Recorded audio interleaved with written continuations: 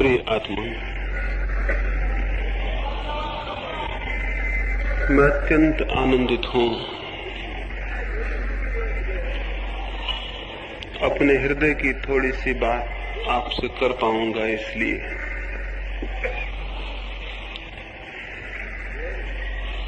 आनंद जितना बढ़ जाए उतना बढ़ जाता है।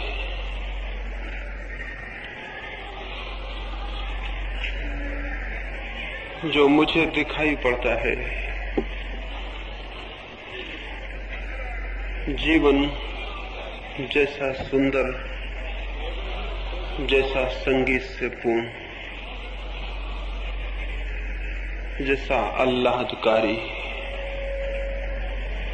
जैसी धन्यता मुझे उसमें दिखाई पड़ती है, हृदय में कामना उठती है आपको भी जीवन वैसा दिखाई पड़े और स्मरण रहे जीवन वैसा ही हो जाता है जैसी देखने की हमारे पास दृष्टि होती है। वही जीवन नरक हो सकता है, वही स्वर्ग भी, वही बंधन हो सकता है और वही मुक्ति भी। लेकिन इधर कई हजार वर्षों से जीवन को बदलने की नहीं बल्कि जीवन से भागने की शिक्षा दी गई है। समझाया गया है कि जीवन को छोड़ दो और समझाया गया है कि जीवन से ही जो मुक्त हो जाए वही परम धन्य है। यह बात एकदम घातक, एकदम विष भरी है। इस शिक्षा का ये दुष्परिणाम हुआ, इस संस्कार का ये दुष्परिणाम हुआ कि जो जीवन बदला जा सकता था, जो दृष्टि इसी जीवन में परमात्मा को अनुभव कर सकती थी, उसके पैदा होने की सारी संभावना समाप्त हो गई। जो लोग जीवन से भागना शुरू कर देते हैं वे जीवन को बदलने में असमर्थ हो जाते हैं, और वे लोग भी जीवन को बदलने में असमर्थ हो जाते हैं जो जीवन को भोगना शुरू कर देते हैं। जीवन को भोगने वाला भोग में भटक जाता है, जीवन से भागने वाला भागने में, और जीवन को जानने से दोनों वंचित रह जाते हैं। दो ही प्रकार के लोग हैं, दो ही प्रकार की शिक्षाएं हैं, दो ही प्रकार की दृष्टियां हैं, और उन दोनों दृष्टियों के तनाव में, उन दोनों दृष्टियों के टेंशन में मनुष्य का निरंतर निरंतर जीवन क्षीण होता गया, अंधकारपूर्ण होता गया। एक छोटी सी कहानी में कहूं और फिर जो मुझे कहना है वो आपसे कहने चलूं। एक पागल खाने में कुछ लोग पागलों का अध्ययन करने और उन्हें समझने गए। मित्रों का एक मंडल वहां गया। उन्होंने एक एक पागल के पास जाकर उसके जीवन को, उसके जीवन में घटी दुर्घटना को समझने की कोशिश की। एक पागल के पास वे बहुत देर तक रुके रहे और न केवल उस पागल के जीवन को उन्होंने समझा, वरन उनके हृदय को भी उसके जीवन ने छुआ। उस पागल खाने के चिकित्सक ने उस पागल के संबंध में बहुत सी बातें उन्हें बताई। वो अत्यंत दया योग्य पागल था। उसकी आंखों से आंसू बह रहे थे और उसके होंठ कुछ कहना चाहते थे, उसके लिए फड़क रहे थे लेकिन कह नहीं पाते थे। और उसके हाथ में एक बहुत बड़ी मनुष्य के ही बराबर एक स्त्री की पुतली थी, एक प्रतिमा थी, एक गुड़िया थी, और उस गुड़िया को वो हृदय से लगाए हुए था। उन लोगों ने पूछा चिकित्सक को कि इस पागल को क्या हो गया है, तो सारी घटना बताई गई, समझाया गया। वो जब युवा था, कोई 20 साल पहले की बात है, तब वो किसी युवती को प्रेम करता था। इतना प्रेम किया था उसने कि उसके अभाव में उससे अलग होकर वो या तो पागल होता या आत्मघात कर लेता। किसी भांति उसके घर के लोगों ने उसे आत्मघात करने से बचा लिया तो वो पागल हो गया था। और तब से इन 20 वर्षों में उस युवती की गुड़िया को बनाकर उससे ही प्रेम किया करता था, उससे ही बातें किया करता था। वे सभी जो इस कथा को सुने दुखी हो आए और उनकी आंखें भी गीली हो गईं। उन्होंने पूछा कि उस लड़की का फिर क्या हुआ। चिकित्सक ने बताया उसने दूसरे व्यक्ति से विवाह कर लिया। और तब वे आगे बढ़े और दूसरी कोठरी के समक्ष पहुंचे और उस चिकित्सक ने कहा यही वो दूसरा आदमी है। वे सब हैरान हो गए। उन्होंने पूछा इसे क्या हुआ। चिकित्सक ने कहा ये उस लड़की से विवाह करने के कारण पागल हो गया। इसने बहुत कोशिश की, इसने मरने की कोशिश की, लेकिन लोगों ने मरने न दिया और तब ये पागल हो गए। वे दोनों ही पागल हो गए। जिसने युवती को प्रेम किया और न पा सका, और वो भी जिसने उसे पा लिया। ये कहानी बहुत अजीब मालूम होगी, लेकिन अधिक लोगों के जीवन में यही कहानी घटित होती है। और एक दो छोटी घटनाएं कहूंगा ताकि मेरी बात का जो प्रारंभ बिंदु है वो आपके ख्याल में आ जाए। एक कारागृह में एक ही सुबह 2 व्यक्तियों को फांसी होने वाली थी। उनमें एक बहुत बड़ा पापी था, जिसको हम पापी कहते हैं, जिसने जीवन में जो भी बुरा था सब किया था और जीवन के सब भांति के कड़वे अनुभव लिए थे। और दूसरा एक पुरोहित था, एक पादरी था, एक सन्यासी था। वो राज्यद्रोह में पकड़ा गया था। उसने कोई पाप कभी नहीं किया। जहां जहां पाप की छाया था वो वहीं वहीं से दूर रहा। उसने जीवन को अत्यंत पवित्रता में और प्रार्थना में व्यतीत किया था। उन दोनों को फांसी होने वाली थी। जो उस कारागृह का पुरोहित था, मरने के पहले लोगों को परमात्मा की याद दिलाने वाला, वो आया। वो पहली कोठरी में गया और उसने उस पापी को कहा कि क्षमा मांगो परमात्मा से, दुखी हो, प्रार्थना करो और पश्चाताप करो। उस पापी की आंखों से आंसू बहने लगे। वो रोने लगा और उसने कहा कि हे परमात्मा, क्षमा कर उन पापों के लिए जो मैंने किए,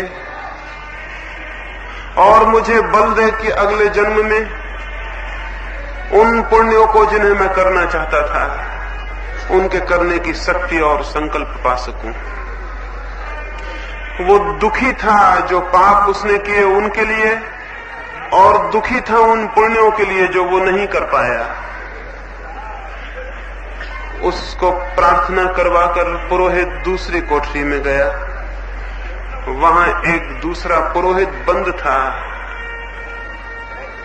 उसकी आंखों से भी आंसू बहते थे। पादरी ने उसे कहा कि क्षमा मांगो, जीवन में तुमने जो भूलें की हैं और पश्चाताप करो। उस पुरोहित ने कहा, मेरे मित्र, जरूर मैं पश्चाताप कर रहा हूं, लेकिन उन पापों के लिए नहीं जो मैंने किए, बल्कि उन पापों के लिए जो मैं नहीं कर पाया। मैं दुखी हो रहा हूं उन पापों के लिए जो मैं नहीं कर पाया और कर सकता था। मृत्यु के इस क्षण में वे सब पाप मुझे याद आ रहे हैं जो मैं कर लेता। हो सकता था उनमें आनंद होता। हो सकता है मैंने जीवन व्यर्थ गंवाया। और उसने कहा कि मेरे मित्र, तुम अभी युवा हो और तुम भी उसी मार्ग पर हो जिस पर मैं गया। मैं तुमसे प्रार्थना करूंगा कि मैं तो मर रहा हूं, लेकिन तुम पाप करने से मत चूकना, क्योंकि जो पाप करने से चूक जाता है बाद में पछताता है। वो युवा पादरी बहुत हैरान हुआ। पास में ही कोठरी में एक पापी पछता रहा था उन पापों के लिए जो उसने किए, और पास में ही एक पुरोहित पछता रहा था उन पापों के लिए जो वो नहीं कर पाया। जीवन दोनों ही तरह से उलझ जाता है। ये दो जीवन के रूप करीब करीब हर मनुष्य के सामने विकल्प होकर खड़े हो जाते हैं। एक रास्ता है जीवन में वासनाओं को भोगने का, उनमें डूब जाने का। एक रास्ता है उनसे भाग जाने का, उनके प्रति पीठ मोड़ लेने का। और ये दो ही बातें निरंतर हमारे समक्ष हैं। मैं आपसे निवेदन करूंगा, दोनों ही बातें जीवन को नष्ट कर देती हैं। संसार भी नष्ट कर देता है और संन्यास भी, भोग भी नष्ट कर देता है और त्याग भी।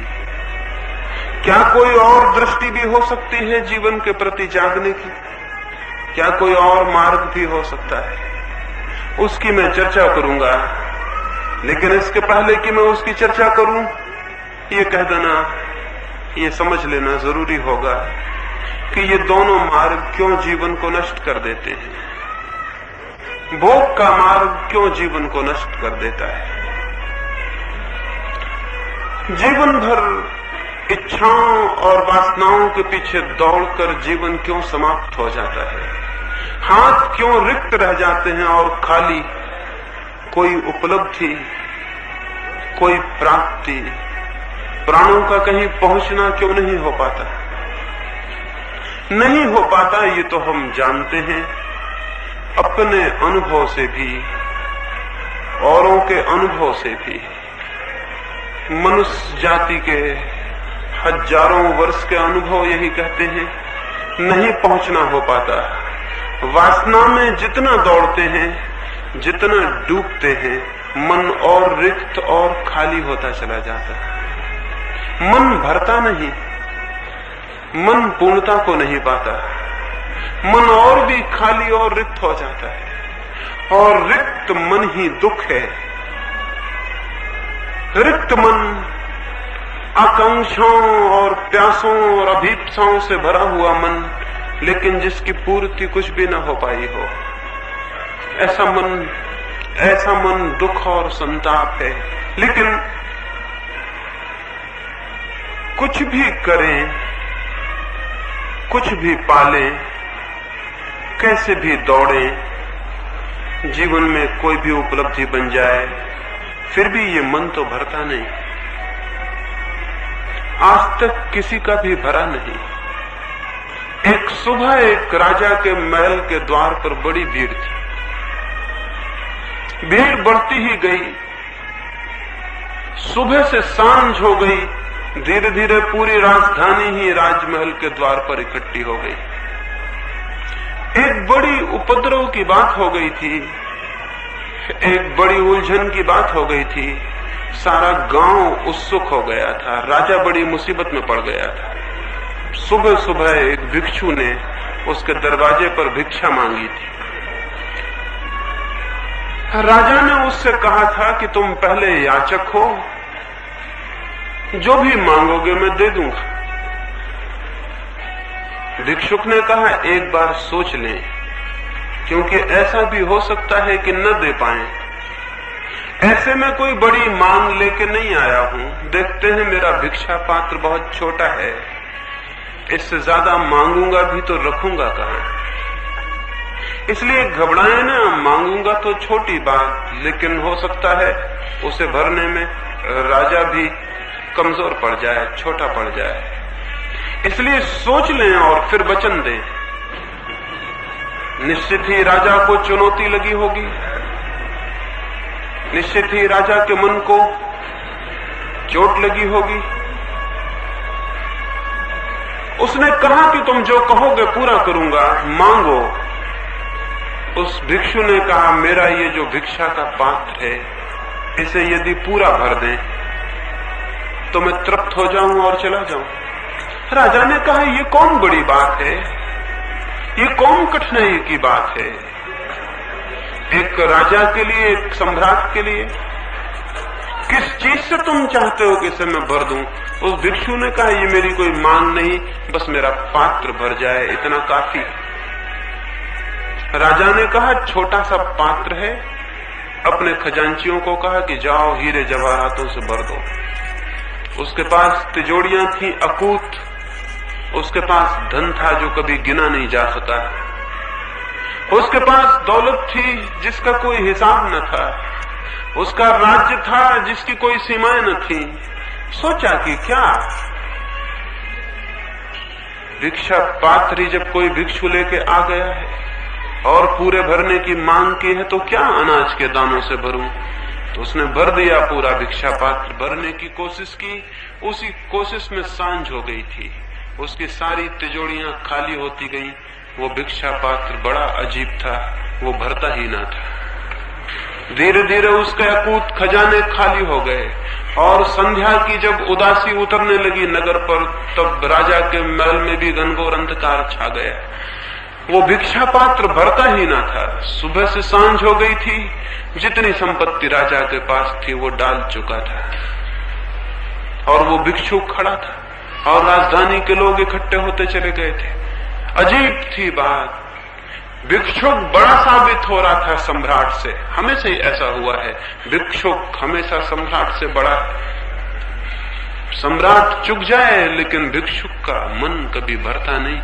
वो भिक्षु का पात्र भी नहीं भरता था। आखिर राजा ने कहा, क्षमा कर दो, भूल हो गई। भिक्षुक ने कहा, पहले ही कह देते तो इतनी देर मुझे क्यों खड़ा रहना पड़ता? इतना ही तो कहना था कि नहीं भर सकूंगा, मैं चला जाता। राजा ने कहा, लेकिन जाते समय इतना बता जाओ, ये पात्र कैसा है? ये कैसा मैजिक, ये कैसा जादू का पात्र है? ये भरता क्यों नहीं? उस भिक्षु ने कहा, इसमें कुछ रहस्य नहीं, एक मनुष्य की खोपड़ी से इसे मैंने बनाया है, इसमें कोई जादू नहीं। मरघट से खोपड़ी खोद लाया हूं, उसी से इसे बनाया है। अब इसे दुनिया में कोई भी भर नहीं सकता है। मनुष्य के खोपड़ी में जो बैठा है मन, वो कब भरा जा सका? कौन सा मनुष्य का मन भरा जा सका है? कब भरा जा सका है? और क्या पता है कि मन बिल्कुल भिक्षुक है। मन एकदम मांगता ही चला जाता है, मांगता ही चला जाता है। मन के मांगने का कोई अंत नहीं आता। कितना ही मिल जाए तो भी मांग समाप्त नहीं होती है। एक फकीर अकबर से मिलने गया था। उसके मित्रों ने उससे कहा था कि अकबर से कहो, इतना तुम्हें प्रेम करता है तो हमारे गांव में एक छोटा सा स्कूल, एक मदरसा खोल दे। तो फकीर गया। जब वो पहुंचा तो अकबर सुबह की नमाज पढ़ रहा था। वो फकीर पीछे खड़ा हो गया मस्जिद में। नमाज पूरी हुई, अकबर ने दोनों हाथ उठाए और कहा कि हे परमात्मा, मेरे राज्य को और बढ़ाकर, मेरे खजानों को बढ़ाकर, मेरे धन को बढ़ा, मेरी दौलत को बढ़ा। वो फकीर हैरान हो गया। उसने कल्पना न की थी कि अकबर भी मांगता होगा। वो वापस लौटने लगा सीढ़ियों से। अकबर उठा तो उसने देखा, उसने चिल्लाया कि कैसे आए और कैसे वापस लौट चले। उस फकीर ने कहा, मैंने सोचा मैं बादशाह से मिलने जाता हूं, पाया यहां भी एक फकीर बैठा है और जो खुद ही मांगता है उसको और मैं मांग के लज्जित करूं तो शोभा नहीं देता। तो तुम जिससे मांगते थे, अगर मांगना ही होगा तो हम भी उसी से मांग लेंगे, लेकिन अब तुमको बीच में लेने का कोई भी कारण नहीं है। अकबर भी मांगता है, सम्राट भी मांगते हैं। इसलिए दुनिया में दो तरह के भिखारी होते हैं, एक जिनके पास कुछ नहीं होता और मांगते हैं, और एक जिनके पास सब होता है फिर भी मांगते हैं, लेकिन भिखारी होने में कोई फर्क नहीं होता है। ये हो सकता है कि बहुत कुछ आपके पास हो, इससे इस भ्रम में न पड़ जाएं कि आपके भीतर का भिखमंगा मर गया। भिखमंगा मरता ही नहीं, भीतर का भिखारी समाप्त ही नहीं होता, मन मांगे चला जाता है। क्यों? क्यों मांगे चला जाता है, और जो भी मिलता है उससे पूर्ति क्यों नहीं होती? क्या है बात? इतना इकट्ठा कर लेते हैं फिर भी मन का खालीपन जहां के तहां बना रहता है, सुरक्षित, उसमें कोई फर्क नहीं पड़ता। आपके पास जरूर कुछ ना कुछ होगा, सबके पास कुछ ना कुछ है। क्या उस कुछ से आपके मन का कोई कोना भी भरा? कोई कोना, छोटा मोटा कोना भी, अगर मन का कोई छोटा मोटा कोना भी भर गया हो तो आशा बन सकती है कि कभी पूरा मन भी भर जाएगा। लेकिन अगर मन का कोई कोना भी नहीं भरता, जो भी हम इकट्ठा कर लेते हैं उससे मन की इंच भर जमीन भी नहीं भरती, तो फिर हम कितना ही इकट्ठा कर लें उससे मन नहीं भर सकेगा। जरूर कोई बात है जहां हम इकट्ठा करते हैं और जहां मन की रिक्तता है, ये कोई दो तल पर होगी, इन दोनों के तल अलग होंगे। इसलिए हम एक तरफ इकट्ठा भी करते चले जाते हैं, दूसरी तरफ मन खाली का खाली भी रहा आता है। शायद हम जो भी इकट्ठा करते हैं वो मन में पहुंचता ही नहीं, इसके अतिरिक्त और कोई अर्थ नहीं हो सकता। जो हम इकट्ठा करते हैं वो मन में पहुंचता ही नहीं, पहुंचेगा भी कैसे? जो भी हम इकट्ठा करते हैं वो बाहर है और मन भीतर है, और जो भी हम इकट्ठा करते हैं वो बाहर है और मन भीतर है। भीतर और बाहर का संबंध ही क्या? भीतर और बाहर का जोड़ ही क्या?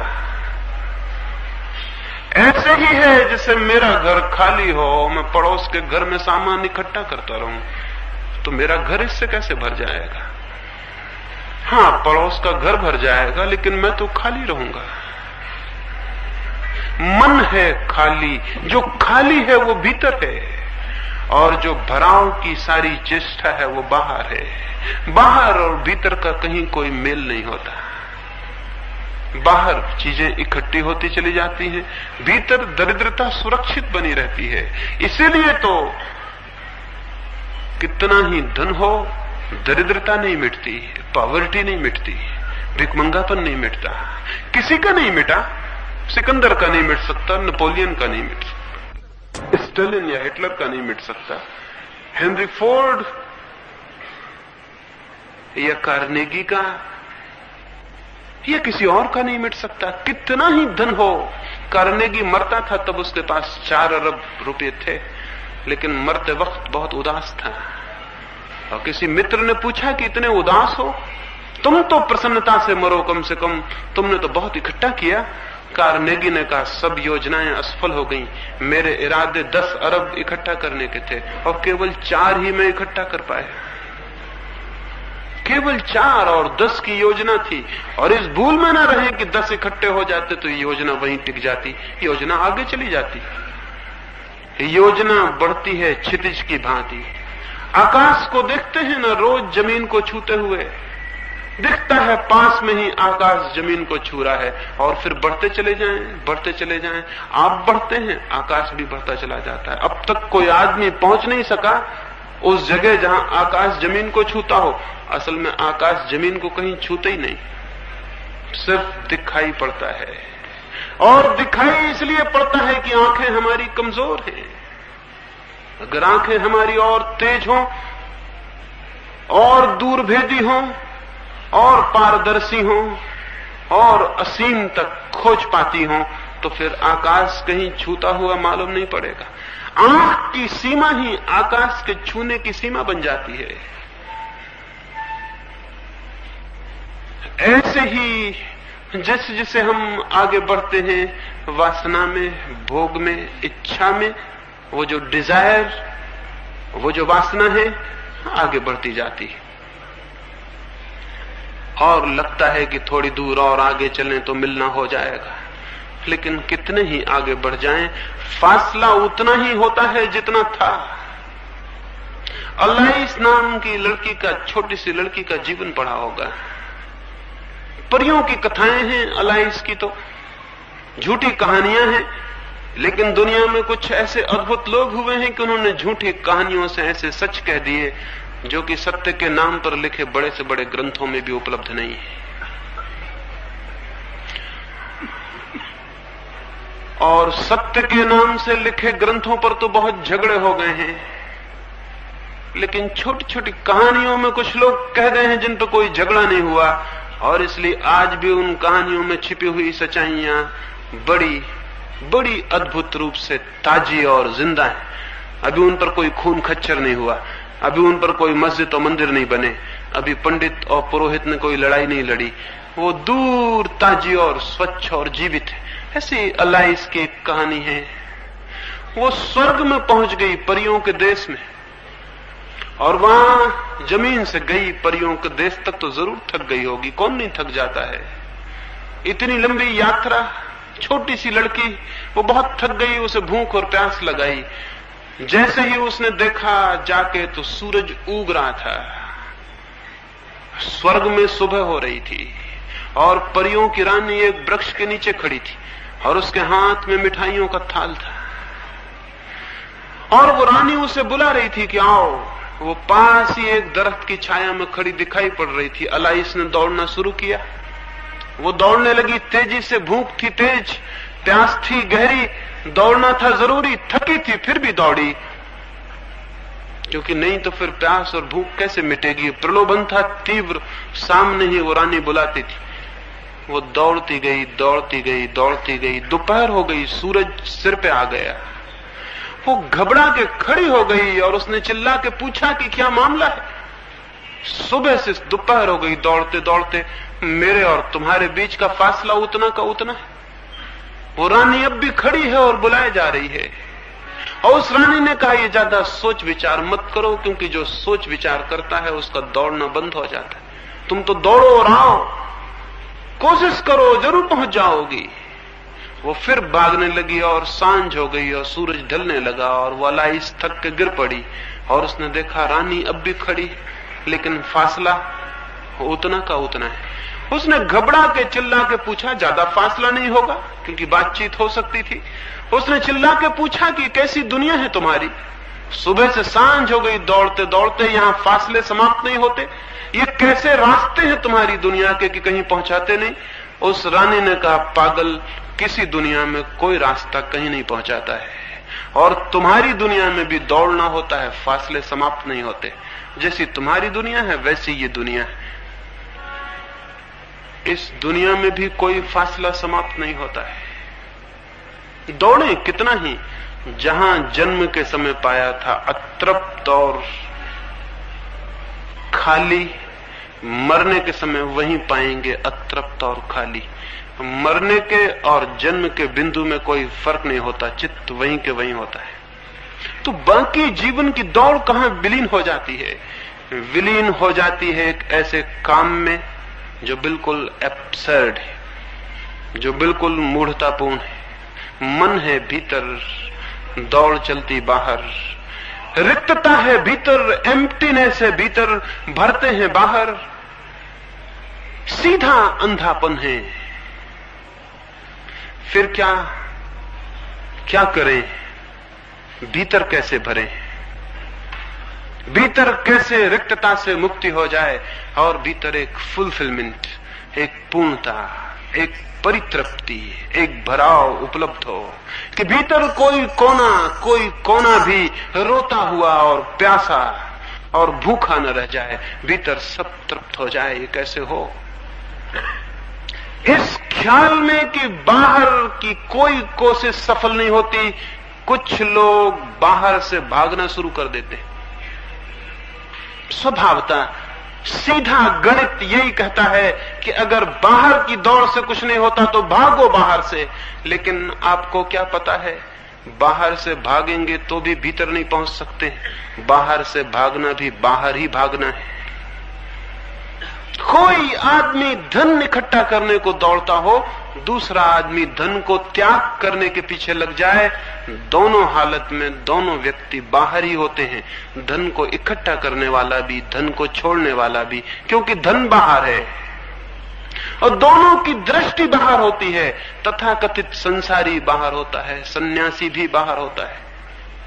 सन्यासी उल्टा खड़ा हुआ है संसारी से, लेकिन भीतर नहीं है।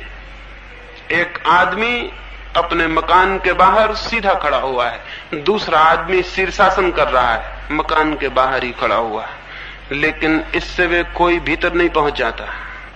उल्टा खड़ा हुआ आदमी भी बाहर ही होता है, सीधा खड़ा हुआ आदमी भी बाहर होता है, भीतर इससे कोई पहुंचता नहीं। सन्यास, तथाकथित सन्यास, एक प्रतिक्रिया है, एक रिएक्शन है।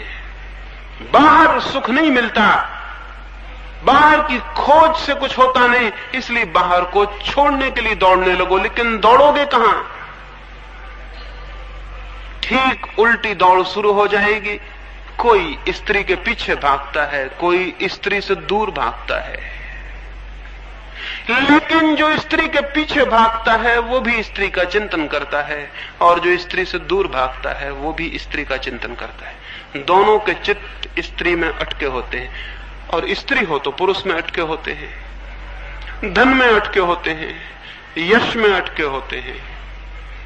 और जो इस दुनिया के यश और धन से भागने लगता है, इससे उल्टा जाने लगता है, इससे दूर हटने लगता है, पलायनवादी हो जाता है, एस्केप करने लगता है, उसका चित्त किसी परलोक में सुखों की कामना करने लगता है।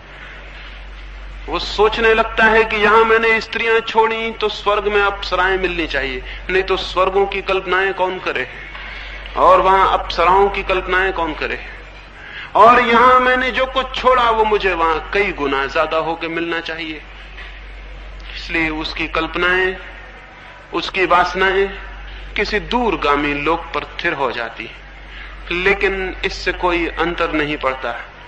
स्वर्ग की खोज भी बाहर है, परलोक की खोज भी बाहर है, और इसलिए न संसारी का मन भरता है और न सन्यासी का मन भरता है, दोनों ही रिक्त और खाली रह जाते हैं। फिर संसारी जिस जिस बात को भोगता है, निरंतर खोजता है जिन जिन वासनाओं को, जितनी उन वासनाओं की पटरी पर उसकी दौड़ होती है, उतनी ही वासनाएं और गहरी और प्रगाढ़ हो जाती। जिन जिन रास्तों से हम बार बार गुजरते हैं वे रास्ते मजबूत हो जाते हैं, वे रास्ते हमारे जीवन के सहज मार्ग हो जाते हैं। फिर उन्हीं रास्तों पर हमें दौड़ना पड़ता है, फिर उन्हीं रास्तों पर हम रोज रोज पुनरुक्त होते हैं, रोज उन्हीं को रिपीट करते हैं, वो और गहरे होते चले जाते हैं। धीरे धीरे जीवन जड़ लीकों पर दौड़ती हुई मशीनों की भांति हो जाता है। विलियम जेम्स एक होटल में बैठा हुआ था एक बार अमेरिका की, सामने से एक रिटायर्ड सेना से अवकाश प्राप्त एक वृद्ध जनरल निकल रहा था। वो अपने सिर पे कुछ सामान लिए हुए था। विलियम जेम्स अपने मित्र से बातें करता था, बातें करते करते उसे मजाक सूझी और उसने जोर से चिल्ला के कहा, अटेंशन। वो जो बाहर सैनिक जा रहा था अपने सिर पर बोझ लिए, वो एकदम से अटेंशन खड़ा हो गया, उसका बोझ नीचे गिर पड़ा। 2 साल हो चुके थे उसे नौकरी छोड़े हुए, लेकिन दिमाग ने एक लीक पकड़ ली थी। अटेंशन सुनते ही लीक काम कर गई, जड़ की तरह वो खड़ा हो गया। सामान उसका नीचे गिर पड़ा, उसमें बोतलें थी दवा की, वो टूट गई, उसमें कुछ और सामान था वो फूट गया। उसने आके जेम्स को कहा कि ये कैसा मजाक करते। जेम्स ने कहा कि मैं तो अटेंशन कह रहा था, आपका इससे क्या संबंध। उस आदमी ने कहा, जीवन भर इस एक शब्द के ही केंद्र पर मैं घूमा, यद्यपि मुक्त हो गया मिलिट्री से, लेकिन चित्त ने लीकें बना ली, रास्ते बना लिए, उन्हीं पर जड़ होकर घूमता हूं। मुझे तो अगर मैं मर भी जाऊं और कोई कह दे अटेंशन, तो मैं अटेंशन खड़ा हो जाऊंगा। उसने कहा कि मैं अगर मर भी जाऊं और कोई जोर से कह दे अटेंशन, तो मैं एकदम अटेंशन खड़ा हो जाऊंगा। मेरे बस के ही बाहर है मामला। चित्त जिस चीज को पुनरुक्त करता है, उसी चीज में गहरे से गहरे उसकी जकड़ होती चली जाती है। वासनाओं के पीछे चलने से वासनाएं मिटती नहीं, वासनाएं और गहरी और तीव्र और घनीभूत हो जाती। इसीलिए बच्चे से कहीं बूढ़ा ज्यादा वासना युक्त होता है।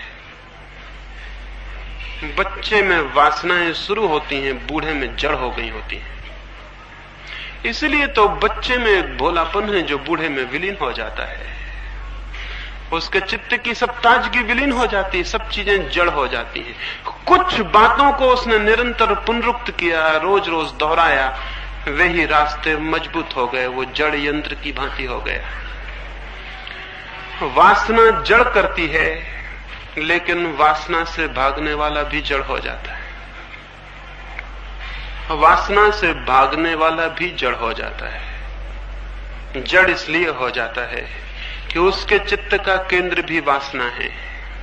वो भी चित्त के केंद्र पर वासना को ही छोड़ने में लगा है। वो भी वासना से भयभीत है। उसने भी वासना को जाना और समझा नहीं। अगर जान लेता और समझ लेता तो मुक्त हो जाता। उसने भी वासना को देखा और पहचाना नहीं। वो भी वासना से भयभीत होकर भाग रहा है। वो भी एक छाया से डरा हुआ है और रोज रोज भागता है। और स्मरण रखें, जिससे हम भयभीत हो जाते हैं वो हमें और भयभीत कराने लगता है, और जिससे हम डर जाते हैं वो हमें और परेशान करने लगता है। हमारे कमजोर क्षणों में वो लौट लौट के आने लगता है, और जिससे हम डर जाते हैं वो हमारे स्वप्नों में प्रविष्ट हो जाता है, वो हमारे गहरे अचेतन में प्रविष्ट हो जाता है, वो हमारी कामनाओं में रस लेने लगता है। इसलिए साधु जो काम जागने में नहीं कर पाते वो नींद में और सपनों में कर लेते। इसलिए तो साधु नींद से डरता है, घबराता है, क्योंकि दिन भर जिसको रोका है वो नींद में सपना बन के सताने लगता है, परेशान करने लगता है। साधुओं और सन्यासियों की कथाएं सुनी होंगी जिनमें अप्सराएं आके उनको परेशान करती हैं। क्या पागलपन की बात है। कोई भगवान ने कोई मिनिस्ट्री खोल रखी है कहीं कि वो आके और लोगों को सताएं और अप्सराएं आएं और साधुओं के सामने नग्न नाचें? ये कोई धंधा खोल रखा भगवान ने कहीं? लेकिन साधुओं की ही दमित वासनाएं, खुद को निरंतर किसी वासना को जबरदस्ती दबाया हो तो वही वासना किसी कमजोर क्षण में साकार खड़ी हो जाती है सामने। कोई और कहीं से आने वाला नहीं है। लेकिन जिस चीज से डर के हमने आंखें बंद की हैं, स्मरण रखें, वो आंखें बंद करने से पीछा नहीं छोड़ देगी, वो और भीतर प्रविष्ट हो जाएगी, और भीतर प्रविष्ट हो जाएगी। आप जितनी आंख बंद करते चले जाएंगे वो उतनी और प्राणों में धंसती चली जाएगी, और एक दिन आप पाएंगे कि वासना ही आपकी आत्मा बन गई। जो जितना दमन करेगा वासना का, वासना उसके भीतर प्रविष्ट होती चली जाएगी। एक कथा मैंने सुनी है कि इंद्र ने, वही कथा है, वही उसी मिनिस्ट्री की जिसकी मैंने बात की, वो इंद्र के हाथ में है कई हजारों सालों से। इंद्र को यही धंधा सौंपा हुआ है कि वो साधु सन्यासियों को अप्सराएं भेज भेज के डिगाता रहे। पता नहीं ये इंद्र भी कोई पुराने जमाने का पॉलिटिशियन है, कौन है, क्या मामला है। इसको इस गंदे काम को करने में कैसे रस आ रहा है, और एक दो दिन में समाप्त भी नहीं हो रहा, वो चल रहा हजारों साल से। 3 मुनियों के बाबत इंद्र को खबर लगी कि वे बहुत गहरी साधना में प्रविष्ट हो गए हैं। उसने उर्वशी को कहा कि तीनों के सामने जाके नग्न नृत्य कर। उर्वशी गई। उसने 7 दिन तक तो तैयारी की, स्वाभाविक, साधारण स्त्रियां भी खूब तैयारी करती हैं। उर्वशी तो अप्सरा थी, 7 दिन लग गए हो तो कोई आश्चर्य नहीं। और इसलिए कोई ये न कहे कि आजकल की स्त्रियां ही बिगड़ गई और बहुत तैयारी कर रही हैं। ग्रंथों में लिखा हुआ है 7 दिन तक उर्वशी ने तैयारी की, मेकअप किया। वो गई, वो जाकर 3 साधुओं के समक्ष नाचने लगी। वो अद्भुत रूप सी होकर आई थी। वो नाचती गई, लेकिन थोड़ी देर में ही परेशान हो गई, क्योंकि वे तीनों एकटक उसे देखते रहे, लेकिन न तो कोई प्रभावित हुआ और न कोई डरा और भागा। 2 में से कोई भी काम हो जाता तो उर्वशी सफल हो जाती। न तो उनमें से कोई प्रभावित हुआ और लोलुप हुआ, न उनमें से कोई डरा और भागा। 2 में से कोई भी काम हो जाता तो उर्वशी सफल हो जाती। वो तीनों बैठे रहे और देखते रहे। उर्वशी थक गई, ऊब गई, परेशान हो गई। सब भांति उसने उपाय किए, लेकिन वो तीनों बैठे थे और देखते रहे। आखिर उसने अपने ऊपर के वस्त्र निकाल के अलग कर दिए। उसके ऊपर के वस्त्रों के फेंकते ही एक मुनि चिल्लाया कि बस अब हद हो गई, अब बर्दाश्त के बाहर है। दूसरे दो मुनियों ने कहा आंखें बंद कर लो, क्योंकि उर्वशी के नृत्य पर हमारा क्या बस, अपनी आंखों पर हमारा काबू। वो नाचती है, उसे नाचने दो। अगर तुम घबरा गए और डर गए तो आंखें बंद कर लो। उस मुनि ने आंखें बंद कर ली। आंखें बंद करते ही उसे दिखाई पड़ा उर्वशी इतनी सुंदर कभी भी नहीं थी जितनी बंद आंखों में दिखाई पड़ने लगी। जिसने भी आंखें बंद की हैं उसको यह सदा दिखाई पड़ा है। बंद आंख जिंदगी में जो है उसे बड़ा बड़ा रूपक, बड़ा मोहक आकृति दे देती है, बड़ी सम्मोहक, बड़ी हिप्नोटाइजिंग ताकत दे देती। कभी भी किसी चीज को आंख बंद करके देखें तो पता चल जाएगा। भयभीत होकर आंख बंद कर लें किसी चीज पर और फिर पाएंगे जो बाहर था उससे बहुत ज्यादा सुंदर भीतर है। सपने बहुत सुंदर हैं यथार्थ से। खुली आंख यथार्थ देखती है, बंद आंख सपने देखने लगती, और सपने तो बहुत मनमोहक है। उसने आंख बंद की, वो घबराया। उसने पीठ फेर ली, वो और घबराया, उठ के भागने लगा और उसकी कामना की उर्वशी उसके पीछे नृत्य करने लगी, उसकी आंखों में भीतर डोलने लगी, उसके प्राणों में उसके घुंघरू सुनाई पड़ने लगे। लेकिन दो अभी बैठे थे और देखे जाते थे। उर्वशी ने नीचे के वस्त्र भी निकाल कर फेंक दिए, वो पूरी नग्न हो गई। दूसरा मुनि चिल्लाया अब हद हो गई, अब बर्दाश्त के बाहर है। तीसरे मुनि ने कहा तो फिर आंखें बंद कर लो, क्योंकि उर्वशी पे हमारा क्या बस, अपनी आंखें हैं, जो नहीं देखना चाहता बंद कर ले। दूसरे मुनि ने आंखें बंद कर ली। जो पहले मुनि के साथ हुआ था वही उसके भी साथ हुआ।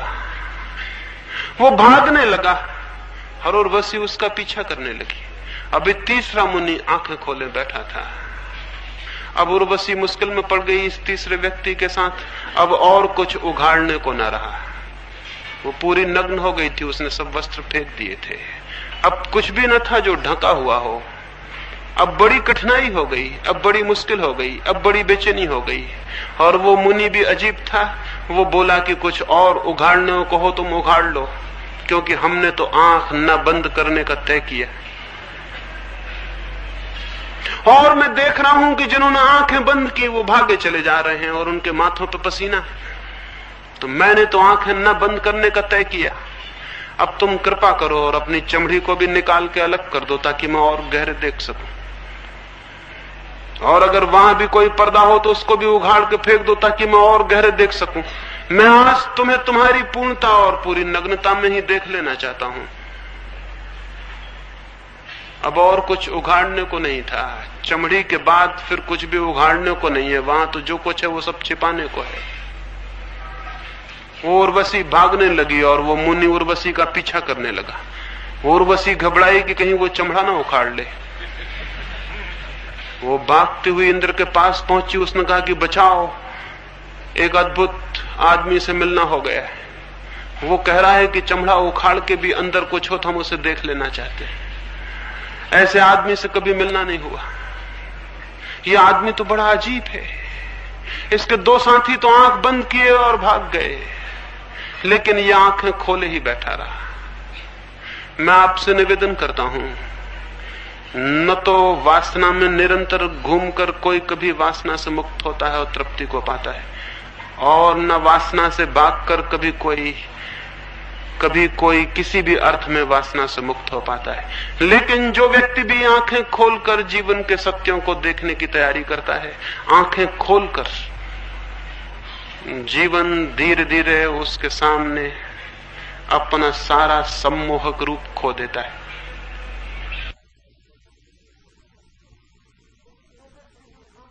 जो व्यक्ति भी आंखें खोलकर जीवन को देखने का साहस करता है, उस व्यक्ति के समक्ष जीवन का सारा रहस्य उद्घाटित हो जाता है।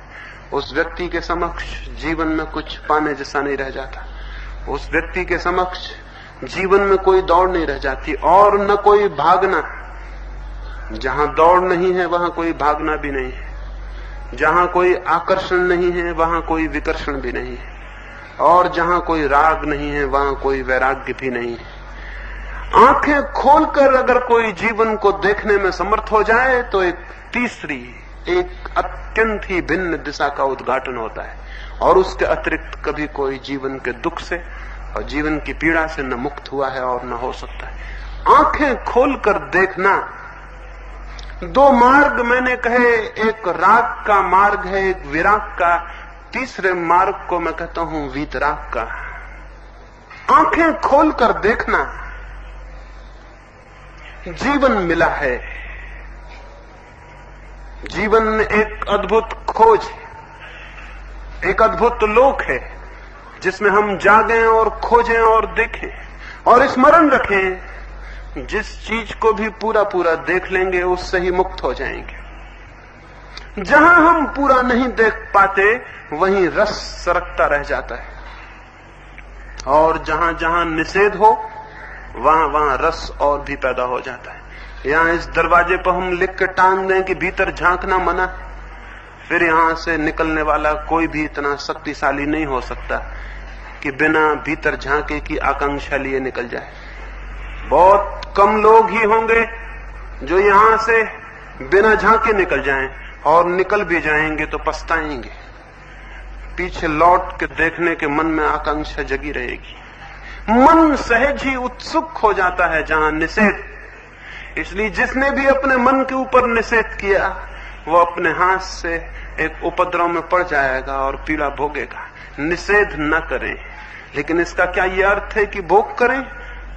क्या इसका यह अर्थ है कि जीवन जो कुछ भी दिखाए उसी में डूब जाएं और जीवन जो आकर्षण दे उन्हीं में विलीन हो जाएं? नहीं, आकर्षण है ही इसलिए कि बहुत गहरे निषेध है।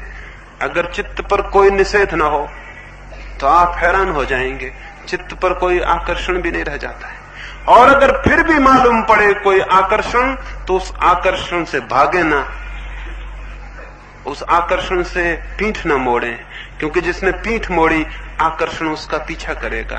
अगर कोई आकर्षण दिखाई पड़े तो फिर पूरी सजगता को लेकर उस आकर्षण को जानने ही चले जाएं। पूरी खुली आंख से उस आकर्षण के पर्दों को गिरने दें, उसके एक एक वस्त्र को गिरने दें और खोजें वहां तक जहां तक की हड्डी और मांस न आ जाएं और जहां सारा आकर्षण विलीन न हो जाए। अगर पैनी और खोजने वाली आंखें हों तो दुनिया में कोई आकर्षण ऐसा नहीं है जो राग सिद्ध न हो। लेकिन हम आंख बंद कर लेते हैं, या तो हम मोह में आंख बंद कर लेते हैं या हम द्वेष में आंख बंद कर लेते हैं। या तो हम आंख बंद कर लेते हैं तीव्र आकर्षण में और या हम आंख बंद कर लेते हैं तीव्र विकर्षण में। दोनों हालतों में आंखें बंद हो जाती हैं और बंद आंखें जीवन में सारे दुख का कारण है। कैसे आंख खोली जा सके, जीवन के सत्यों के प्रति कैसी आंख खोली जा सके? पहली बात, पहला सूत्र हमेशा स्मरण रखें, अगर दूसरे की शिक्षाओं को पकड़ के आपने जीवन में खोज की, आपकी आंख कभी नहीं खुल सकेगी। आपकी आंख कभी नहीं खुल सकेगी, क्योंकि जीवन के तथ्यों को आप किन्हीं सिद्धांतों की आड़ से देखना शुरू कर देंगे और तभी निष्पक्ष ना हो पाएंगे। अगर आप क्रोध को देखने गए, हजारों साल से सिखाया गया है क्रोध बुरा है। अगर आप सेक्स को देखने गए, सिखाया गया है सेक्स बुरा है।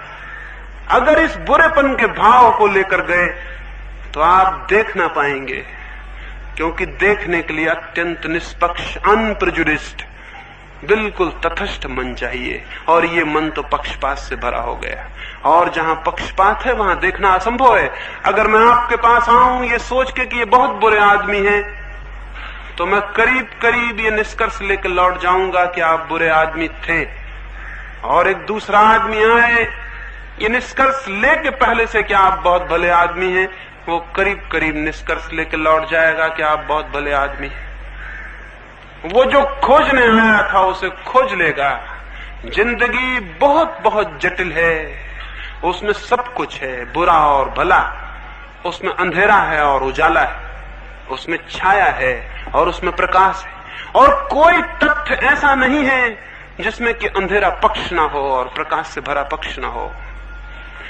तो जो व्यक्ति जो पक्ष लेके जाएगा वो उस तथ्य में से वही बात निकाल लेगा, लेकिन पूरे सत्य से वो कभी परिचित नहीं हो पाएगा।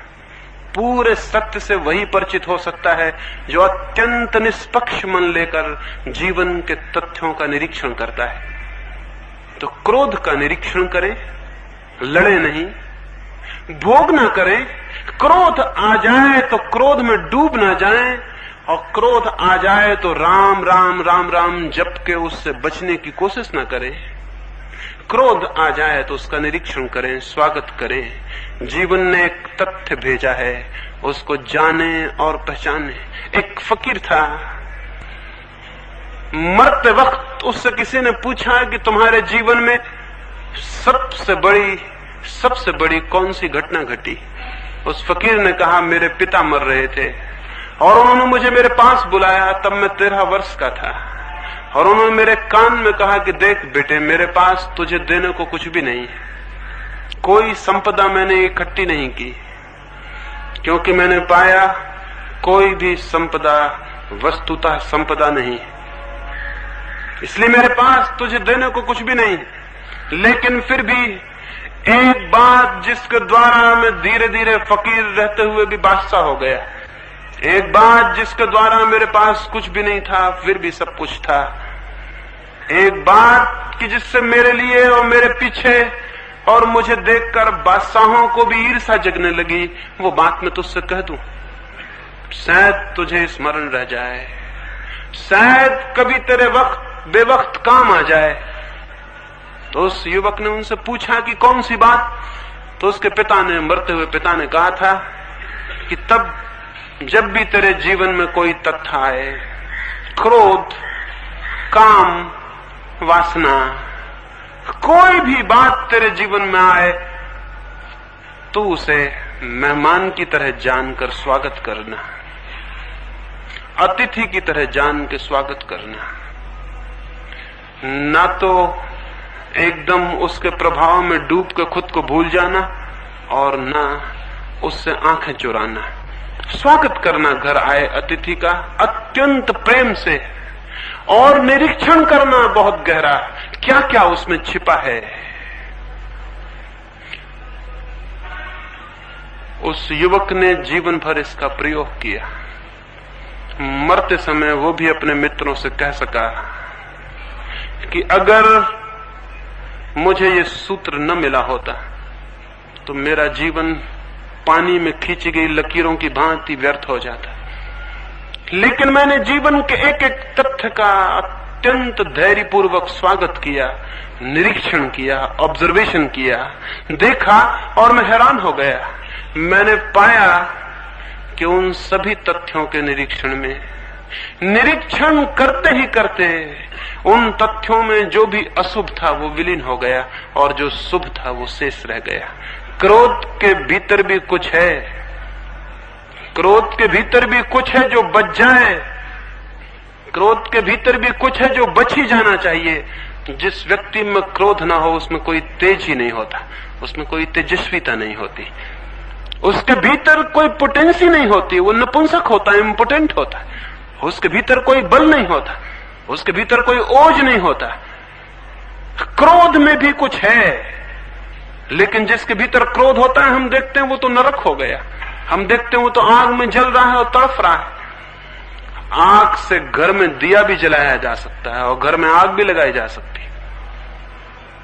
इससे आग न तो बुरी हो जाती कि उससे आग लग जाती है और घर जल जाता है, लेकिन उससे दिया भी जलाया जा सकता है और अंधेरे में प्रकाश भी किया जा सकता है। आग में कुछ है जो बचाया जा सकता है, आग में कुछ है जो छोड़ा जा सकता है।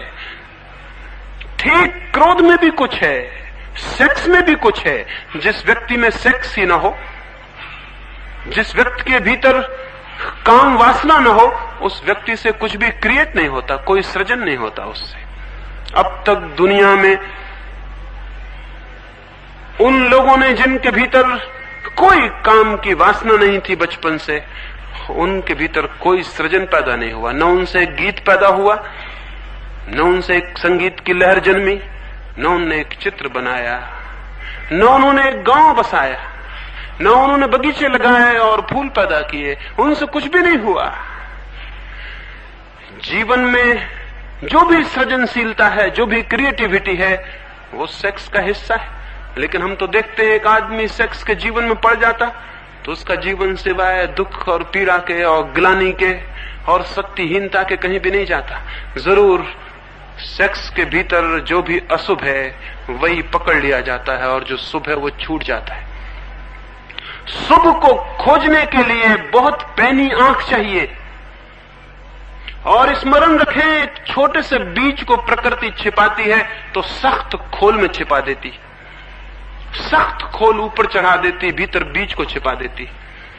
अगर हम सख्त खोल से ही डर के वापस लौट आए तो फिर बीज कभी बोया नहीं जाएगा।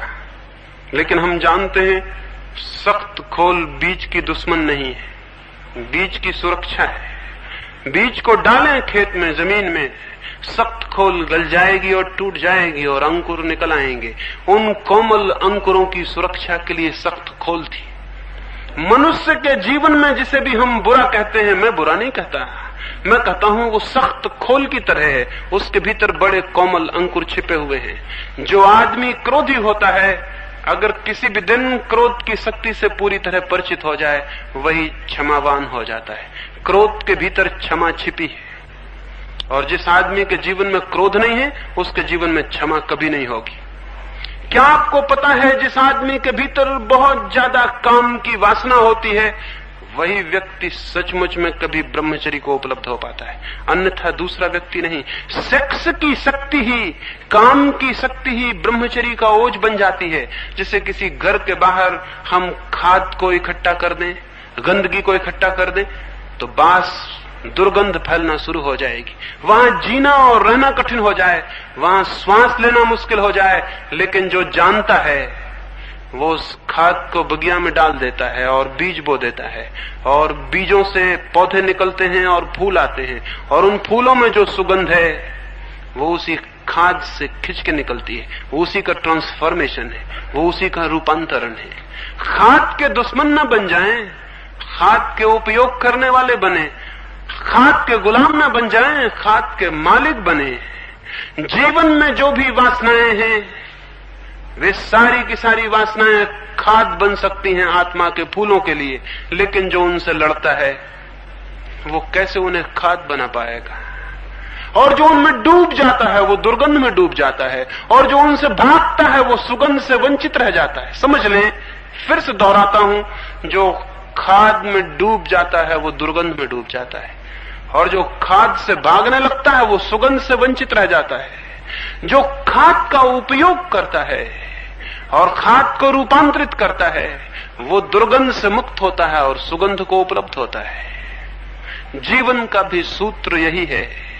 जीवन में जो भी है परमात्मा के जीवन में, वो जो भी मिला है प्रकृति से, वो सब छिपा हुआ सौभाग्य है। उससे घबराएं ना, उससे भागे ना, उसमें डूब भी ना जाएं। फिर क्या करें? उसका निरीक्षण करें, उसके साक्षी बने, उसका ऑब्जर्वेशन करें, उसे देखें, उसे पहचानें, उसे सब तरफ से खोजें और उससे परिचित हों। उसमें कुछ भी अपरिचित ना रह जाए। जिस दिन क्रोध को कोई पूरा जान लेता है, क्रोध से मुक्त हो जाता है। लेकिन क्रोध का जो तेज था, जो वीर्य था, क्रोध का जो ओज था, वो उसमें बच रहता है, वो उसमें बच रहता है, वो निर्वीर्य नहीं हो जाता। जो काम को, सेक्स को पूरा समझ लेता है, सब तरफ से उसे खोजता है, देखता है, निरीक्षण करता है, बारीक से बारीक उसके पहलू में प्रवेश करता है, सूक्ष्म से सूक्ष्म उसको पहचानता है, वो सेक्स से मुक्त हो जाता है। उसी के भीतर ब्रह्मचर्य का जन्म होता है, उसी के भीतर वो सारी शक्ति दिव्य ऊर्जा में बदल जाती। तो मैं आपसे निवेदन करूं, तीसरा है मार्ग, न तो भोग का, न दमन का, वरन रूपांतरण का। ट्रांसफॉर्मेशन का, और रूपांतरण होता है निरीक्षण से, ऑब्जर्वेशन से। क्या आपको ख्याल है, क्या आपको पता है कि जैसे ही हम चीजों को देखना शुरू करते हैं एक बुनियादी अंतर शुरू हो जाता है, जीवन में एक बुनियादी अंतर शुरू हो जाता है। क्या यह संभव है कि एक मकान में आप हों और आपको दिखाई पड़ता हो कि सामने दरवाजा है, फिर भी क्या आप दीवार से निकल सकेंगे? नहीं निकल सकेंगे। दरवाजा जिसे दिखाई पड़ता है वो दीवार से कैसे निकलेगा? वो तो दरवाजे से निकल जाता है, दीवार से नहीं निकलता। अगर कोई दीवार से टकराता हो तो जानना चाहिए उसकी आंख खुली हुई नहीं है, इसलिए टकराता है। जीवन में जो भी अनीति है वो आंख के बंद होने के कारण है। दुनिया में कोई बुरा आदमी नहीं है, दुनिया में कोई भला आदमी नहीं है। दुनिया में ऐसे लोग हैं जिनकी आंखें बंद हैं और ऐसे लोग हैं जिनकी आंखें खुली। खुली आंखों वाले लोग हैं और बंद आंखों वाले लोग हैं। आंख जिसकी भी खुल जाए उससे बुराई असंभव हो जाती है। आंख जिसकी खुल जाए वो दरवाजे से निकलता है, दीवालों से नहीं टकराता। हम टकराते हैं, इसका एक ही अर्थ है कि आंख बंद है, और बंद आंख वाला भागने लगे तो कोई हल होने वाला है क्या? आंख खुलेगी तो हल होगा, भागने से कोई हल होने वाला नहीं है। अभी इस दीवार से टकराते थे, भागेंगे तो दूसरी दीवार से टकराएंगे, द्वार कैसे मिल जाएगा? भागने वाला आदमी द्वार कैसे पा सकता है?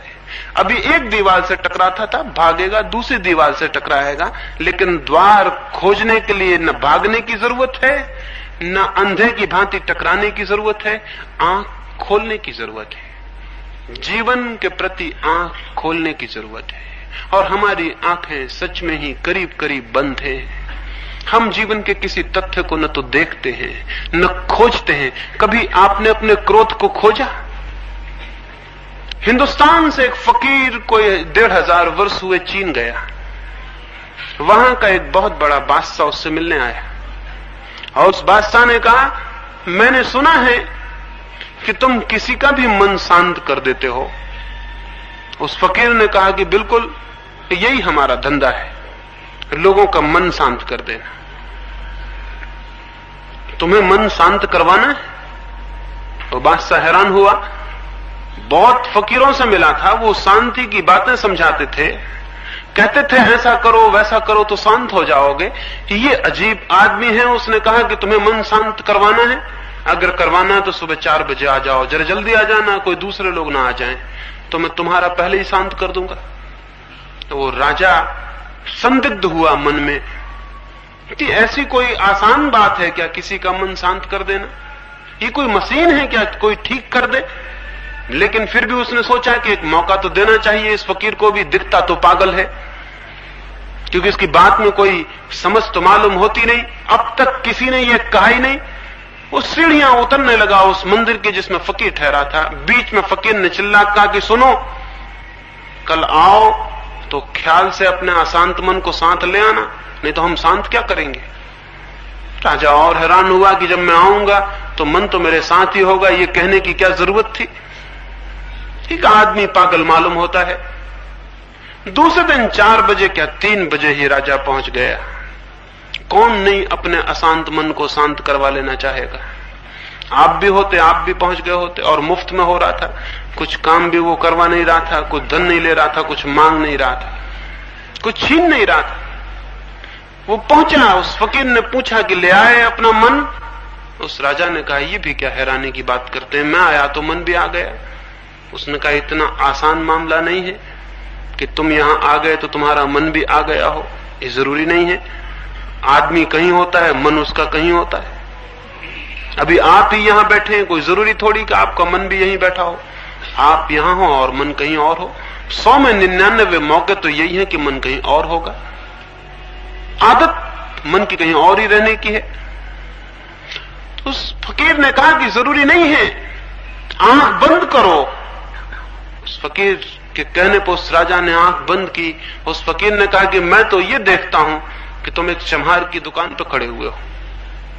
सच बात थी, वो रात भर से सोच रहा था, उसके जूते खराब हो गए थे और वो सोच रहा था कि एक चम्हार के यहां सुबह से जाके जूते खरीद लिए जाएं। तो वो आ तो गया था फकीर के यहां, मन की शांति उतनी मूल्यवान भी कहां है? जूते खरीदना बहुत बड़ी बात है। तो आ तो गया था मन शांत कराने, लेकिन सोच रहा था जूते खरीदने की बात। उस फकीर ने कहा कि मैं तो देखता हूं कि तुम जूते खरीद रहे हो दुकान पर, अभी दुकान भी नहीं खुली और तुम पहुंच गए, और अभी चमार उठा भी नहीं और आप हाजिर हैं। और राजा घबराया। उसने कहा कि आप कहते तो ठीक है, मेरा मन तो वहीं चला गया था। उसने कहा इसीलिए मैंने कहा था कि तुम मन ले आना। अब तुम मन ले आओ, आंख बंद करो, मन यहां आने दो और खोजो मन के भीतर की अशांति कहां है, और जैसे अशांति पकड़ में आ जाए मुझे बता दो, मैं उसे हमेशा के लिए समाप्त कर दूं। उस राजा ने आंखें बंद की।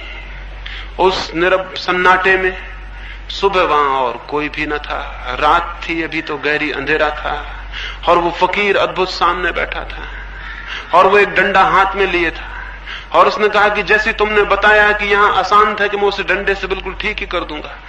पागल आदमी से पाला पड़ गया था, और राजा डरा हुआ आंख बंद करके भीतर खोजने लगा कि अशांति कहां है।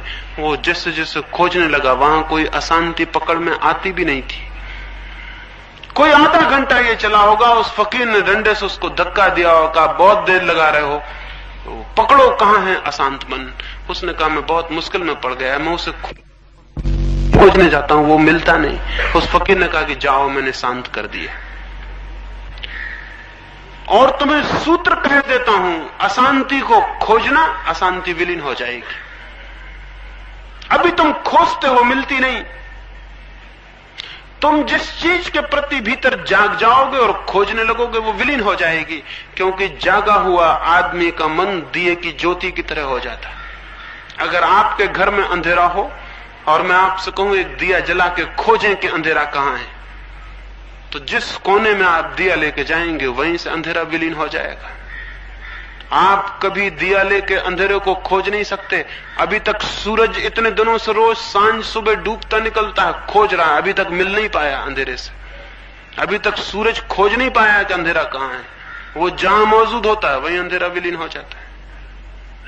ज्ञान ने अब तक कोई अंधेरा नहीं जाना है भीतर। खुली आंख भीतर कोई अंधेरा नहीं जानती, कोई पाप नहीं जानती। तो आंख खोलें और भीतर खोजें कि कहां है क्रोध, और जब क्रोध उठे तो उसका निरीक्षण करें, और जब वासना मन को पकड़े तो उसका निरीक्षण करें, देखें, खोजें, पहचानें। दो खुली आंखों को भीतर ले जाएं। हमारी आंखें सारी दुनिया को देखती हैं, पड़ोसी को देखती हैं, दूर दुनिया में रहने वाले आदमी को देखती, लेकिन खुद को देखने के लिए हमारी दो आंखें बिल्कुल काम में हम नहीं लाते। सारी दुनिया को देखना चाहते हैं, सारी दुनिया के आलोचक बनना चाहते हैं। आलोचक का मतलब जिसने अपनी आंखें दूसरे पर जोर से जमा दी। लोचन का मतलब आंख होता है, आलोचक का मतलब होता है जोर से आंख किसी पर लगा दे। ऐसे आदमी को हम लुच्चा भी कहते हैं। लुच्चे का भी मतलब ही होता है जो कोई जोर से किसी पे आंख गड़ा दे, उसको हम कहते हैं बहुत भद्दे ढंग से देख रहा है। आलोचक और लुच्चे एक जैसे ही होते हैं, कोई फर्क नहीं होता। दूसरे को बहुत गौर से देखना, लेकिन एक और तरह का जीवन भी होता है, खुद को ही बहुत गौर से देखना। जितनी तीव्रता से हम खुद को देखने लगे और खुद के जीवन की वृत्तियों का निरीक्षण और खोज करने लगे, उतना ही आप हैरान हो जाएंगे। एक बहुत अद्भुत सूत्र का जन्म होगा। दिखाई पड़ेगा कि जैसे ही देखना शुरू किया, जो जो व्यर्थ था वो क्षीण होने लगा, जो जो सार्थक था वो उभरने लगा, जो जो विसंगीत था वो विदा होने लगा, जो जो संगीत था उसकी ध्वनियां आने लगी, जो जो दुर्गंध थी वो जाने लगी, जो जो सुगंध थी उसके फूल खिलने लगे। मनुष्य की आत्मा में बहुत है, बहुत। उसे हम बाहर से भरना चाहते हैं, हम पागल हैं। इसलिए वो कभी बाहर से भर नहीं सकती, भर सकती है भीतर से, लेकिन भीतर अभी बीज पड़े हैं। उन बीजों को अगर हम फूल बना सकें तो भीतर एक बगिया बन जाए और भीतर सब भर जाए। लेकिन उन बीजों को हम फूल नहीं बना पाएंगे, क्योंकि जिसने कभी अपने भीतर जाके देखा भी ना हो, वो अपने भीतर के बीजों को कैसे खोजेगा? वो उस खजाने को कैसे खोजेगा जिसके ऊपर ही बैठा हुआ है? एक गांव में एक भिखमंगा मरा, वो 30 वर्ष से एक ही जगह बैठ के भीख मांग रहा था। उसने बहुत भीख मांगी थी, लेकिन भीख मांगने से कहीं कुछ होता है? भीख मांगने से कभी कोई समृद्ध होता है? वो भी समृद्ध नहीं हुआ था, मर गया। एक ही जगह बैठा रहा था अपने गंदे कपड़े फैलाए हुए। तो मोहल्ले के लोगों ने सोचा उसको तो दफनाएं, उसके कपड़ों को जलवाएं, और उन्होंने सोचा कि 30 वर्ष तक ये भिखमंगा यहां उपद्रव करता रहा, बैठा गंदगी फैलाता रहा, तो इस जमीन को भी थोड़ा बहुत खोद के हटा दें और दूसरा मिट्टी लाके इस पे डाल दें। तो उन्होंने 1-1 फीट 4-6 फीट का हिस्सा जमीन खोदी। खोदते ही वो हैरान रह गए, उस 1 फीट नीचे ही बहुत बड़ा खजाना गड़ा हुआ था। और वो भिखमंगा 30 साल उसी खजाने पे बैठा हुआ भीख मांगता रहा, लेकिन उसने कभी जमीन ही न खोदी जिस पे वो बैठा हुआ था। और हम में से भी मुश्किल से कभी कोई उस जमीन को खोदता है जिस पे हम बैठे हुए हैं। और वहां निश्चित खजाने हैं। उन्हीं खजानों को तो कोई क्राइस्ट पा लेता है, कोई मोहम्मद, कोई कृष्ण, कोई राम, कोई बुद्ध, कोई महावीर। उसी खजाने को पाके नाच उठता है आनंद से, समृद्ध हो जाता है, मालिक हो जाता है। और हम उसी खजाने पे बैठे भिक्षा पात्र लिए भीख मांगते रहते हैं। और 30 साल बाद, जब 30 साल के अभ्यास से हम खूब बड़े भारी भिखमंगे हो जाते हैं और मरते हैं, तो हमारे मरने के बाद दूसरे लोग जमीन साफ करने के लिए और हमको हटाने के लिए इंतजाम करेंगे। लेकिन हम खुद कभी भी इस ख्याल से नहीं भरते कि जब मैं पैदा हुआ हूं और मेरे भीतर जीवन इतनी लहरें ले रहा है और मेरे भीतर प्राण थिरक रहे हैं और मेरे भीतर एक चेतना है, एक होश है, एक आत्मा है, मैं जीवित हूं, जीवंत हूं। जब मेरे भीतर जीवन लहरें ले रहा है, तो कहीं इस जीवन के लहरें लेते हुए व्यक्तित्व के पीछे ही कोई सागर तो नहीं छिपा, कोई खजाना तो नहीं छिपा? मैं वहां जाऊं और खोजूं, मैं वहां पहुंचूं और जागूं, तो शायद खजाना 1 फीट से ज्यादा दूर नहीं है। एक छोटी सी कहानी और मैं अपनी चर्चा को पूरा करूंगा। खजाना बहुत निकट है उनके लिए जो आंखें खोलते हैं और उस जमीन को खोदते हैं जिस पर खड़े हैं। क्रोध पर आप खड़े हैं, सेक्स पर आप खड़े हैं, शत्रुता पर आप खड़े हैं, घृणा पर आप खड़े हैं, द्वेष पर आप खड़े हैं। इस सब को खोदे।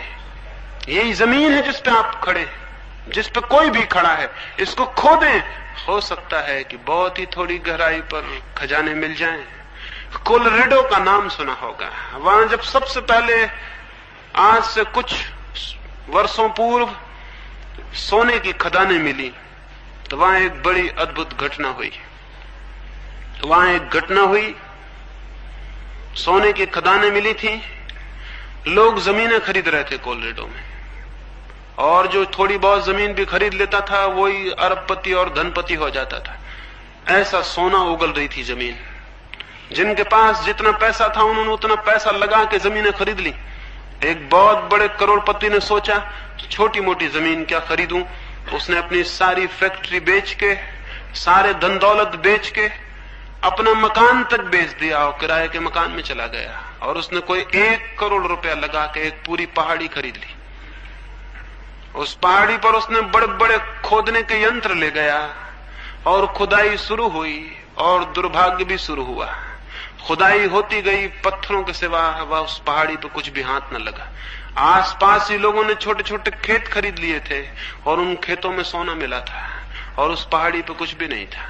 वो पहाड़ी बिल्कुल खाली मालूम होती थी। घबराहट फैल जानी स्वाभाविक थी। उसके परिवार के लोग तो मूर्छित होने लगे और उन्होंने कहा कि क्या पागलपन किया। चलती रोजी थी, कमाई अच्छी थी, वो सब बर्बाद हो गई, और एक पत्थर का पहाड़ खरीद लिया उस आदमी ने। लेकिन साहस न खोया और वो खुदाई करता ही गया और करता ही गया।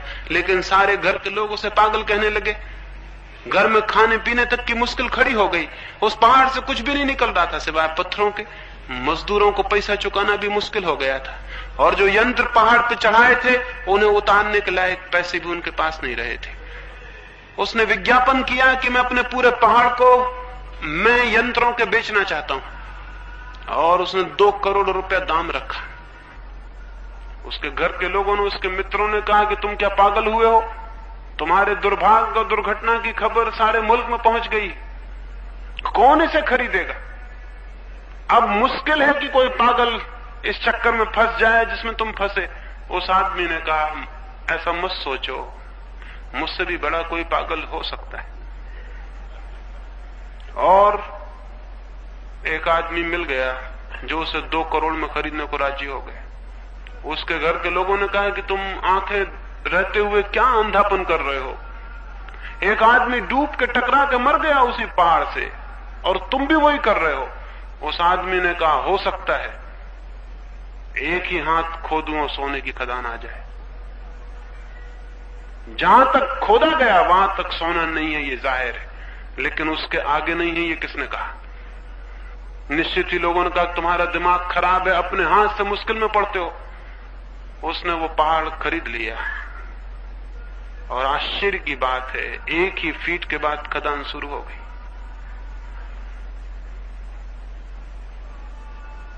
1 ही फीट के बाद खदान है। कोलोरेडो मत जाइए,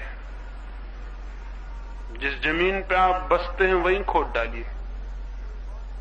और उस खदान को खोदने के लिए कोई बहुत बड़े मशीन और उपकरण की जरूरत नहीं, सिर्फ निरीक्षण का उपकरण चाहिए, सिर्फ देखने वाली आंखें चाहिए, खोजने वाली आंखें चाहिए, इंक्वायरी करने वाली, ऑब्जर्व करने वाली, निरीक्षण करने वाली चित्त की दशा चाहिए। तो अपने निरीक्षक हो जाएं, अपने साक्षी हो जाएं और देखें और डरे ना, घबराएं ना, आंख बंद ना करें। आंख बंद करने वाले धर्मों ने ही मनुष्य को धर्म से वंचित किया है। एक ऐसे धर्म की दुनिया में जरूरत है जो खुली आंखों वाला हो, आंख बंद करने वाला नहीं। एक ऐसे धर्म की जरूरत है जो खुली आंख से जीवन को देखने के लिए समर्थ बनाए, साहसी बनाए, हिम्मत दे और कहे कि खोजो, हर एक व्यक्ति एक अद्भुत खदान है, लेकिन जो खोजता ही नहीं उसके हाथ में पत्थर के सिवाय कुछ भी नहीं पड़ता, और जो खोजता है उसे सोने की खदानें निश्चित उपलब्ध हो जाती हैं। अगर एक भी मनुष्य को मनुष्य जाति में कभी अपने भीतर स्वर्ण की खदानें मिली हैं तो हर एक दूसरे मनुष्य को मिल सकती हैं, क्योंकि कोई एक मनुष्य दूसरे मनुष्य से बहुत भिन्न नहीं है। हम अपने पाप में भी समान हैं, हम अपने भीतर परमात्मा में भी समान हैं। स्मरण रखें, हम अपने पापों में भी समान हैं तो हम अपने परमात्मा में भी समान होंगे। एक और छोटी कहानी में कहूं और फिर चर्चा पूरी करूं। एक चर्च में एक पादरी ने एक संध्या अपने सुनने वालों से कहा कि कुछ जरूरत पड़ गई है चर्च को, कुछ थोड़े से धन की जरूरत है और मैं चाहता हूं कि सब लोग कुछ दान करें। अभी जब सभा पूरी होगी तो मैं अपनी टोपी घुमाऊंगा तो हर कोई कुछ न कुछ दान हुए थे। एक ऐसा भी आदमी बैठा हुआ है जो किसी दूसरे की पराई की स्त्री से प्रेम करता है। उस स्त्री ने ही आके मुझे कहा है तो मैं उसे याद दिला दूं कि वो आदमी कम से कम $1 जरूर दे जाए, नहीं तो मैं सबके सामने उसका नाम खोल दूंगा। उस दिन उस टोपी में $19 पड़े और एक आदमी जिसने डॉलर नहीं डाला उसने थोड़े फुटकर पैसे डाले और साथ में चिट्ठी डाली, कृपा करके नाम न खोलिए, रात तक पूरे पैसे पहुंचा दूंगा। हम अपने पापों में समान हैं, हरकार में समान हैं, लेकिन इससे घबराए ना। इससे ही सबूत मिलता है कि अगर हमारे भीतर परमात्मा भी होगा तो हम उसमें भी समान होंगे। और अगर कृष्ण के भीतर मिल जाता है और बुद्ध और महावीर के भीतर मिल जाता है तो घबराए ना। पापों में हम महावीर और बुद्ध के समान हैं तो परमात्मा में भी हम अन्य और भिन्न नहीं हो सकते, वहां भी हम समान होंगे, वहां भी हम समान हैं। सबके भीतर बैठा है कुछ जो आंखें खुलते ही उपलब्ध हो सकता है। उस तरफ थोड़ी चेष्टा करें, उस तरफ थोड़ा प्रयास करें, उस तरफ भीतर किसी संकल्प को घनीभूत होने दें, उस तरफ कोई जीवन में जिज्ञासा और अभीप्सा बनने दे। और स्मरण रखें, संसार की दिशा में कोई कितना ही प्रयत्न करे सफल नहीं हो सकता, क्योंकि वो दिशा भीतर को भरने में असमर्थ है। और परमात्मा की दिशा में कोई अल्प भी प्रयत्न करे तो निश्चित सफल हो जाता है, क्योंकि वो उसको उघाड़ देती है जो भीतर मौजूद है। कुछ पाना नहीं है, उघाड़ना है। परमात्मा बहुत निकट है, सिर्फ